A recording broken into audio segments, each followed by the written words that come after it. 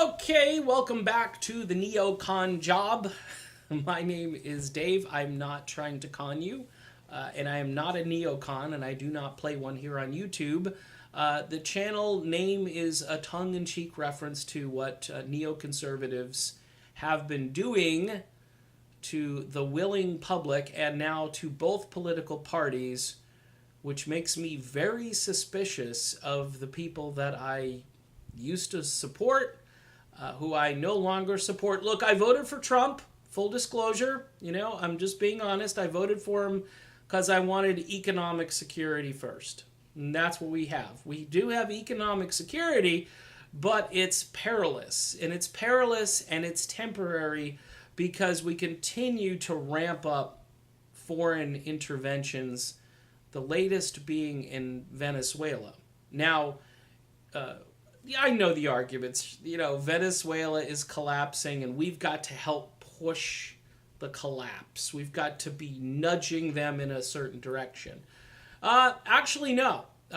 Constitutionally speaking, no. It's not in the purview of the United States Constitution to support any type of regime change. And again, Tulsi Gabbard, my gal here, who is, again, probably politically miles away from some of my views on economics and social stuff, although, I don't think politicians should be legislating any kind of morality at all. I think they should just remain neutral. If you want to be the good Samaritan, I'm totally down with that, but all of these wedge issues, I think, hurt people, hurt the country, make everybody mad at each other. And by the way, all for the wrong reasons, okay? What you should be mad about is that we're spending trillions of dollars in the Middle East, and some people in the United States of America can't find affordable health care, okay? And I'm not advocating for this Medicare for all thing. I know Tulsi does, and I know all the Democrats pretty much do these days. I would be okay for something supplemental, like a safety net, for poor folks who can't get health insurance, who legitimately can't get it, or their insurance stinks because the healthcare or health insurance industry, I should say, is, again, it's kind of a monopoly.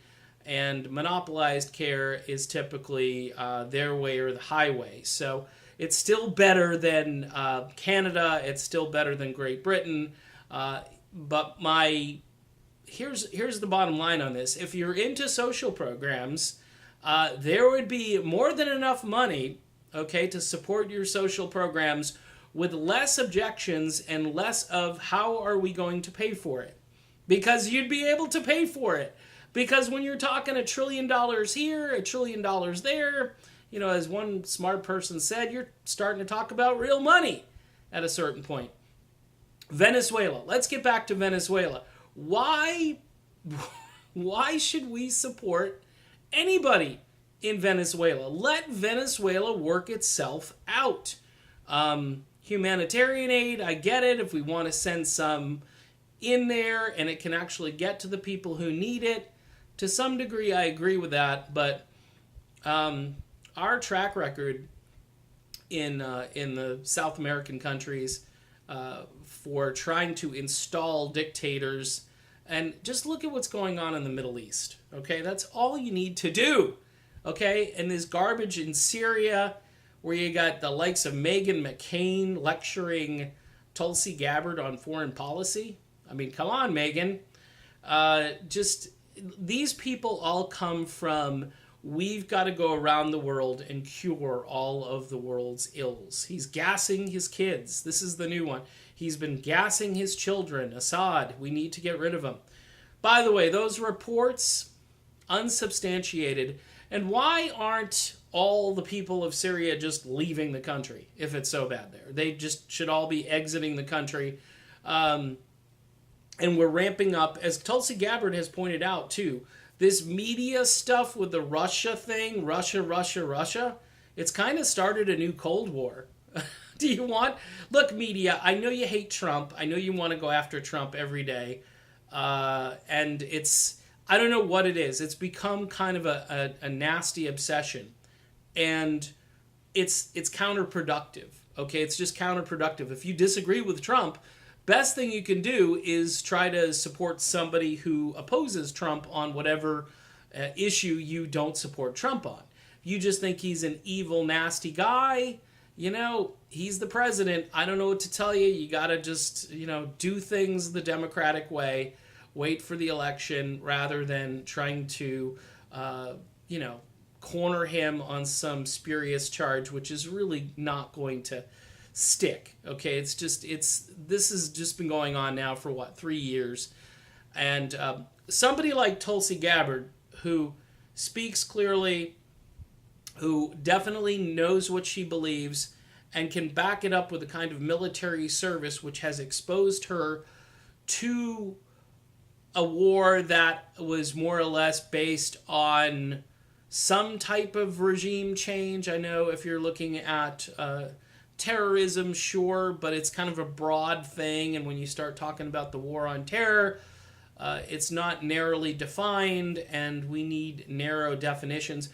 We've been in Afghanistan pretty much since the new millennium kicked in. A couple of years after that, we went, and we're still there.